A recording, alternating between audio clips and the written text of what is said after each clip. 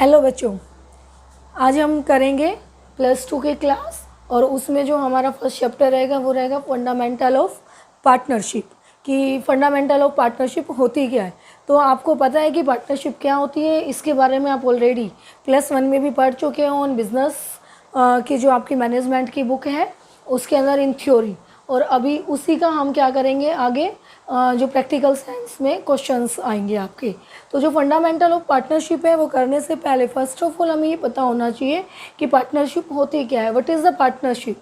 तो पार्टनरशिप होती है कि जब 2 और मोर देन 2 पीपल्स इकट्ठे होते हैं एक साथ, और उनका जो मोटिव है बच्चों वो क्या होना चाहिए, बिजनेस होना चाहिए। यानी फर्स्ट थिंग क्या है कि मिनिमम हमारे पास क्या होने चाहिए, 2 पर्सन्स होने चाहिए जो कि एक बिज़नेस को स्टार्ट करेंगे। सेकेंड वन है कि उनका जो पर्पज़ है साथ आने का वो होना चाहिए बिज़नेस करना, और उस बिज़नेस के अंदर उनका जो मोटिव है वो होना चाहिए प्रॉफिट अर्न करना। क्योंकि अगर आपका जो मोटिव है वो प्रॉफिट अर्न करना नहीं है तो वो पार्टनरशिप नहीं कहलाएगी। क्योंकि पार्टनरशिप हमारी और बहुत सी चीज़ों में होती है, एज लाइक हम लाइफ पार्टनर भी होते हैं, बट हम उसको पार्टनरशिप नहीं बोलते हैं। अगर आप कोई NPO स्टार्ट कर रहे हैं यानी नॉन प्रॉफिट ऑर्गेनाइजेशन जिनका कि मोटिव प्रॉफिट अर्न करना नहीं होता, तो वो भी हमारा क्या है, पार्टनरशिप नहीं होती है। यानी हमारे पास मिनिमम 2 पर्सन्स होने ज़रूरी हैं जो किसी बिज़नेस के लिए आएंगे और उनका मोटिव प्रॉफिट अर्न होना चाहिए।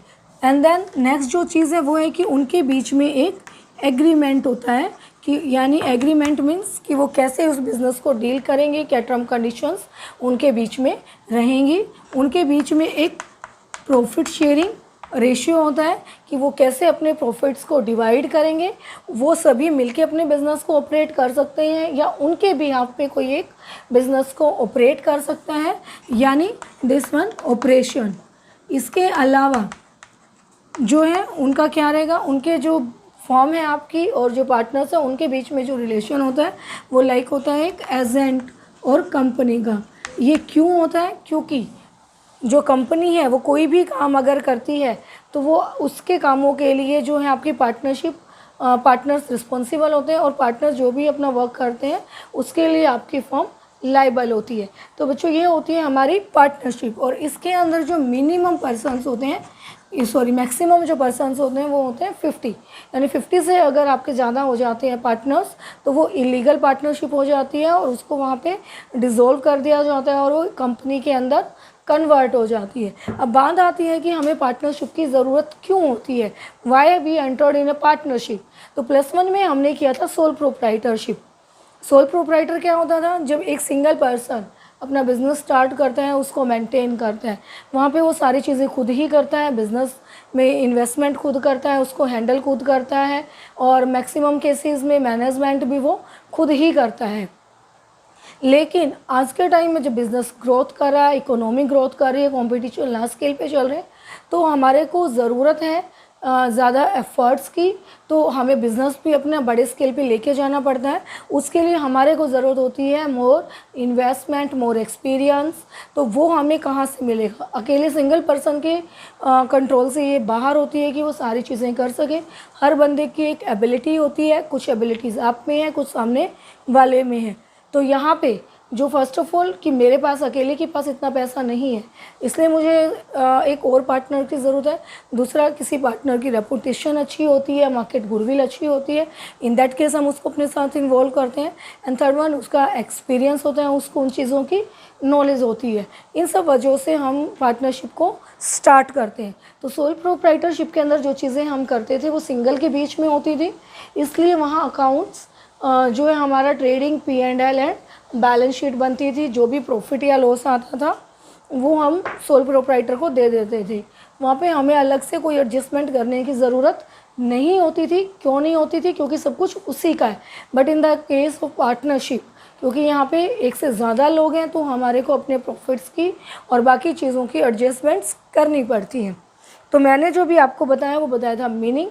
जो हमारा पार्टनरशिप एक्ट है वो है 1932, जिसके अकॉर्डिंग आपकी पार्टनरशिप रजिस्टर्ड होती है। जो करेक्टरिस्टिक्स हैं जो भी मैंने आपको बताई थी डेफिनेशन, उसी में जो पॉइंट्स बनाए गए थे वही आपकी करेक्टरिस्टिक्स होती है। नेक्स्ट जो चीज़ आती है वो आती है हमारी डीड या एग्रीमेंट। अब ये क्या होता है डीड या agreement? According to partnership act, partners के लिए कंपल्सेशन नहीं है कि वो कोई भी डीड या एग्रीमेंट बनाएं, तो इसलिए ये उनकी अपनी मर्ज़ी के ऊपर डिपेंड करता है डीड को बनाना या ना बनाना, तो ये आपके ऊपर है। बट अगर हम डीड क्रिएट करते हैं तो हमारे लिए सही रहती है, क्योंकि वो हमारे पास एक प्रूफ होता है। तो हमारी जो पार्टनरशिप डीड है वो रिटन भी हो सकती है और ओरल भी हो सकती है। तो रिटन और ओरल में अगर हम रिटन करते हैं तो वो ज़्यादा बेहतर है। क्यों बेहतर है? क्योंकि हमारे पास रिटन में प्रूफ है। कल को अगर कोई गड़बड़ होती है, कोई पार्टनर्स कुछ गलत करता है, मिसबिहेव करता है, मिसकंडक्ट करता है, तो अकॉर्डिंग टू डीड हम उसको रिस्पॉन्सिबल ठहरा सकते हैं। तो जब हम डीड या एग्रीमेंट की बात करते हैं तो उस डीड में आता क्या क्या है? डीड में सबसे पहले आपका आएगा कि आपके जो पार्टनर्स हैं उनके नाम, उनके एड्रेसेस, उनके टेलीफोन नंबर्स। दूसरी चीज़, आप जो बिज़नेस कर रहे हैं वो बिज़नेस का आपका क्या नेचर है, आपका उसका ऑफिस कहाँ है, आपका जो ऑफिस का मोबाइल नंबर या टेलीफोन नंबर वो क्या है। अगर आपके पास ब्रांचेस हैं तो अलग अलग ब्रांचेस कहाँ होंगी। आपके जो पार्टनर्स हैं, किस पार्टनर ने कितनी कैपिटल इन्वेस्ट की, ये आएगा। अगर किसी पार्टनर का अदर कोई बिज़नेस है तो उसकी हमें डिटेल्स देनी है। इसके अलावा हमारा क्या आता है कि आपको करना है कि जो पार्टनर्स हैं उनको राइट है या नहीं है कि उनको कोई हम सैलरी देंगे या नहीं देंगे, कोई bonus, commission and interest on capital. ये सब चीज़ें पार्टनर्स को मिलेंगी या नहीं मिलेंगी। अगर मिलेंगी तो कितनी मिलेंगी। इंटरेस्ट ऑन ड्राइंग पार्टनर से लिया जाएगा या नहीं, लेंगे तो कितना लेंगे। ड्राइंग्स के बारे में टर्म कंडीशन कि क्या वो ड्राइंग्स कर सकते हैं या नहीं कर सकते हैं। लोन, पार्टनर्स लोन कि क्या हम पार्टनर से लोन ले सकते हैं, और अगर ले सकते हैं तो किस लिमिट तक ले सकते हैं। उसके बाद आता है इंटरेस्ट ऑन पार्टनर्स लोन कि जो हमने पार्टनर से लोन लिया है उसके ऊपर हमें कितना इंटरेस्ट पे करना है। ऑडिट कि टाइम टू टाइम अपने बुक्स की ऑडिट कब करवाएंगे, कितने टाइम बाद करवाएंगे। ये आपके 1 ईयर में हो सकती है, हाफ ईयर में हो सकती है, 3 मंथ्स में हो सकती है या मंथली हो सकती है। एंड देन ऑडिट के बाद आपका है बैंक अकाउंट्स कि कौन से बैंक में आप अकाउंट खोलेंगे, वो जॉइंट अकाउंट होगा यानी सभी पार्टनर का मिलके होगा या कैसे होगा, उसमें सिग्नेचर करने का राइट किसको होगा। अच्छा, फिर है आपकी बुक्स कि जो हमें बुक्स मेंटेन करनी है उसका तरीका क्या रहेगा, हम कैसे अपनी बुक्स को मेंटेन करेंगे। गार्नर वर्सेस मरे, इंसॉल्वेंसी होने की सिचुएशन में एक केस हमारा चला था गार्नर वर्सेस मरे। इसकी डिटेल में आपको अपनी आगे आने वाली वीडियोस में बताऊंगी। तो गार्नर वर्सेस जो मरे है उस रूल को हम अप्लाई करेंगे या नहीं करेंगे, हमें ये देखना होता है। अच्छा, इसके अलावा अगर कोई झगड़ा हो जाता है तो उस झगड़े को हम कैसे शॉर्ट आउट करेंगे। हमारे बिजनेस को स्टार्ट करने की डेट क्या है, अगर पर्पजली है या फिक्स टाइम के लिए है तो क्लोज़ करने की डेट क्या है। ये हम क्लियर करेंगे कि हमारी जो पार्टनरशिप है वो वॉलेंट्री है या कंपल्सेशन वाली है कि उसको कैसे बंद करना है। हाँ जी बच्चों, तो शायद अब आपको थोड़ी थोड़ी नींद आने लगी होगी क्योंकि काफ़ी देर हो गई है थ्योरी चलते हुए, तो बीच में हंसना भी ज़रूरी है। तो आप जब ये पार्टनरशिप कर रहे हैं तो एज्यूम करें कि आप खुद ही यहाँ पे पार्टनर्स हैं, कि आप अपने किसी दोस्त के साथ पार्टनरशिप कर रहे हैं या अपने भाई बहन के साथ कर रहे हैं, तो आपको क्या क्या दिक्कतें आ सकती हैं। जब आप पार्टनरशिप डीड बना रहे हैं तो उनके मद्देनज़र आपको कौन कौन से क्लोजेज़ अपने उसमें रखने हैं, क्योंकि सबको पता है भाई बहन अक्सर लड़ते रहते हैं, तो हमें उन क्लोजेज़ को ध्यान में रखते हुए अपनी पार्टनरशिप डीड बनानी होती है। और उसका फ़ायदा क्या होता है, अब आपका और आपके भाई का झगड़ा हो गया, बहन के साथ झगड़ा हो गया और अब आपके पास कोई प्रूफ है नहीं है ना, तो आप जाके अगर बोलोगे कि तुमने ऐसा बोला था या ऐसा कहा था कि मैं ये काम करूँगा या नहीं करूँगा, तो हमारे पास कोई प्रूफ नहीं है। तो अगर हम पार्टनरशिप डीड बनाते हैं तो उसका फ़ायदा क्या मिलता है? उसका फ़ायदा यही मिलता है कि हमारे पास रिटर्न में उस चीज़ का प्रूफ होता है कि अगर आप उस चीज़ से डिसोबे नहीं कर सकते हो, उसमें सबकी ड्यूटी, लाइबिलिटीज़, उनके रिस्पॉन्सिबिलिटीज़ क्लियर होती हैं, जिसकी वजह से हम उनको बता सकते हैं कि आपने इन इन चीज़ों के लिए एग्री किया था। अगर बाई चांस कोई मिसअंडरस्टैंडिंग हो जाती है, किसी भी तरह का कोई झगड़ा हो जाता है, तो उस प्रूफ के सहारे हम उस झगड़े को शॉर्ट आउट कर सकते हैं। अक्सर आप घर में भी किसी एक और के सामने अपनी शर्तें लगाते हैं, किसी एक और बंदे को खड़ा करके आप कहते हैं कि अगर कल को हमारा झगड़ा हो जाए तो वो आपकी क्या देगा? गवाही देगा। वो एज़ प्रूफ आपके लिए खड़ा होता है। तो अब हम आगे बढ़ते हैं। तो हमारा जो नेक्स्ट टॉपिक है वो है कि अगर हम ये पार्टनरशिप डीड नहीं बनाते हैं, जैसा कि हमने अभी किया था कि कंपल्सेशन नहीं है पार्टनरशिप डीड को बनाना, तो अगर हम अपनी पार्टनरशिप डीड नहीं बनाते हैं तो हमें क्या करना पड़ेगा? तो क्या होगा? तो जब आपकी पार्टनरशिप डीड नहीं है तो यहाँ पे क्या होगा कि अब आपका दो भाइयों का झगड़ा हुआ, एक ने एक थप्पड़ मारा और एक ने 4 मारा, और आप जाके अगर उस टाइम आपको किसी ने नहीं देखा और अगर आप जाके मम्मी को बताते हैं तो मम्मी आपको दोनों को इकट्ठा एक जैसी ही डांट लगाएगी। वो नहीं सुनेंगी कि उन्होंने 1 लगाया या उसने 4 लगाए, क्योंकि आपके पास कोई प्रूफ नहीं है। तो यहाँ पे क्या है कि उसी तरह किसी पार्टनर ने कैपिटल लगाई है या नहीं लगाई है, उनको किसी भी तरीके का कोई मतलब इंटरेस्ट ऑन कैपिटल नहीं मिलेगा। उनको एक पार्टनर सारा काम कर रहा है और एक नहीं कर रहा है तो भी काम करने वाले को किसी तरीके की कोई सैलरी नहीं मिलेगी। उनके बीच में जो प्रॉफिट शेयरिंग रेशियो है वो इक्वल रहेगा, यानी वो बराबर बराबर बटेगा, चाहे पैसा किसी ने लगाया है चाहे ना लगाया हो। जैसे कि आप लोगों के झगड़ा हुआ, आपने भाई से भी मार खाई और मम्मी से भी जब पिटोगे तो बराबर ही पिटोगे कि वहाँ डांट वो इक्वली डलेगी। एंड देन कि आपका जो पार्टनर्स ने लोन दिया है अगर किसी ने, तो उसके ऊपर जो रेट ऑफ इंटरेस्ट रहेगा वो रहेगा 6%। और जैसे हम interest on capital, salary, bonus नहीं दे रहे हैं, वैसे ही इंटरेस्ट ऑन ड्राइंग नहीं लिया जाएगा।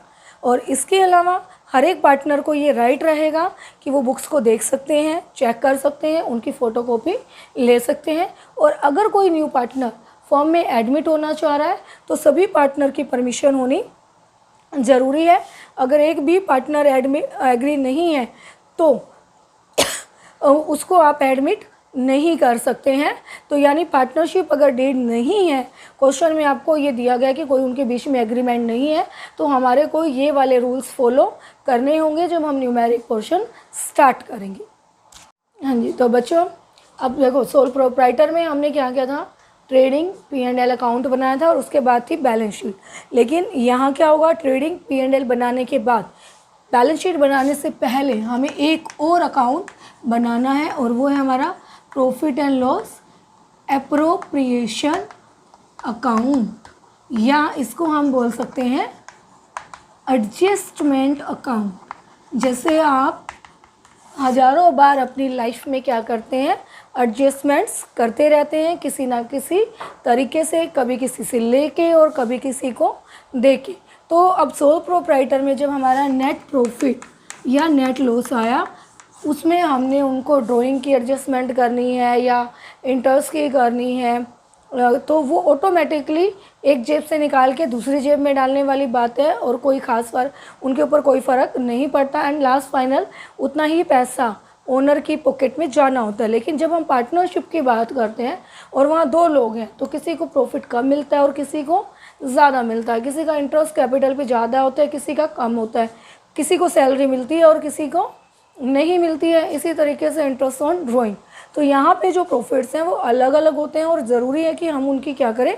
एडजस्टमेंट करें, so that we prepare profit and loss appropriation और एडजस्टमेंट अकाउंट। तो ये जो अकाउंट होता है ये होता है हमारा नॉमिनल अकाउंट। अब आपको याद होना चाहिए, आपने +1 में किया था कि नॉमिनल अकाउंट होता क्या है। शायद थोड़ा थोड़ा याद है और थोड़ा थोड़ा भूल गए होंगे कुछ बच्चे। तो नॉमिनल अकाउंट क्या होते हैं? आपकी उसकी डेफिनेशन याद होनी चाहिए। ऑल द इनकम्स एंड जो गेन्स है are credit and all the expenses and losses are debit. तो वो हमारा क्या होता है? नॉमिनल अकाउंट्स होते हैं। जितने भी एक्सपेंसेस हैं, जितनी भी इनकम्स हैं, वो आपकी सारी नॉमिनल अकाउंट में आएंगी। तो यहाँ पे क्या होगा कि हम डेबिट करेंगे ऑल एक्सपेंसेस से और क्रेडिट करेंगे ऑल इनकम से। तो जो हमारा नेट प्रॉफिट आएगा ट्रेडिंग अकाउंट से, आपका ट्रेडिंग एंड P&L से, वो हमारा ट्रांसफ़र हो जाएगा profit and loss appropriation accounts में। और उसके बाद हम एडजस्टमेंट करेंगे उसकी जो है पार्टनर्स के साथ कि उनको हमें इंटरेस्ट देना है, उनको सैलरी देनी है। तो उसके लिए हमारी कुछ एंट्रीज अभी हम स्टार्ट करते हैं। फर्स्ट ऑफ ऑल है हमारा इंटरेस्ट ऑन कैपिटल। तो ये जो इंटरेस्ट ऑन कैपिटल है ये फर्म के लिए एक्सपेंस है, इसलिए क्या हो जाएगा हमारा, अभी हमने बात की थी नॉमिनल अकाउंट है तो डेबिट करेंगे, और पार्टनर्स को देना है तो ये जो चीज़ें होती हैं हम इन कैश पार्टनर्स को नहीं देते हैं बल्कि उनकी कैपिटल को कम और ज़्यादा कर देते हैं। तो यहाँ पे आ जाएगा टू पार्टनर्स कैपिटल अकाउंट। अब इस इंटरेस्ट ऑन कैपिटल को हम क्या करेंगे, ट्रांसफ़र करेंगे profit and loss appropriation account में, जिसकी वजह से वो डेबिट हो जाएगा, यानी हमारे प्रॉफिट्स कम हो जाएंगे। तो profit and loss appropriation account debit to interest on capital account. उसके बाद इसी तरीके से आपका जो सैलरी है, बोनस है और कमीशन है, ये भी हमारे एक्सपेंस हैं to partners capital account, and then हम इसको ट्रांसफ़र करेंगे प्रॉफिट एंड लॉस एप्रोप्रिएशन में। तो profit and loss appropriation account debit to salary bonus commission account. तो ये है आपके एक्सपेंसेस वाली। इन सबसे पहले एक और एंट्री हमारी होनी थी, और वो एंट्री क्या थी, हमारे को अपने जो प्रॉफिट्स हैं, जो प्रॉफिट हमारे को P&L से मिला है उसको प्रॉफिट एंड लॉस एप्रोप्रिएशन में ट्रांसफ़र करना होता है। तो सबसे पहली एंट्री वही होती है। बाय मिस्टेक वो छूट गया मुझसे, because we are human being और गलतियां करना हमारा जन्मसिद्ध अधिकार है, थोड़ी थोड़ी करते रहना चाहिए। तो अभी हमारा है नेट प्रॉफिट को जब हम ट्रांसफ़र करेंगे तो एंट्री होगी हमारी P&L account debit to profit and loss appropriation account. I think आप लोगों को समझ में आ रहा होगा जो मैं आपको करवा रही हूँ। तो अभी मेरी भी ये यूट्यूब के लिए नई नई शुरुआत है, धीरे धीरे हम इसको आप के साथ मिलके और अच्छा करते जाएंगे। तो ये P&L के बाद जो हमारी एंट्रीज हैं बाकी वाली जो भी आपको बताई थी वो करनी है। अब बात आती है इंटरेस्ट ऑन ड्राइंग की। तो ये हमारी इनकम होती है और पार्टनर्स का लॉस होती है, तो उनकी कैपिटल्स हो जाएंगी कम, तो वो हो जाएंगी डेबिट। क्यों होंगी, क्योंकि पार्टनर्स का जो कैपिटल अकाउंट है उसका ऑलवेज आपका होता है क्रेडिट बैलेंस, इसलिए जब वो कम होती हैं तो उसको क्या करेंगे, डेबिट। तो partners capital account debit to interest on drawing account. अब इसको P&L में हम क्या करेंगे, ट्रांसफ़र करेंगे। तो ये होगा आपका interest on drawing account debit to profit and loss appropriation account. उसके बाद हम टोटल करेंगे डेबिट साइड और क्रेडिट साइड।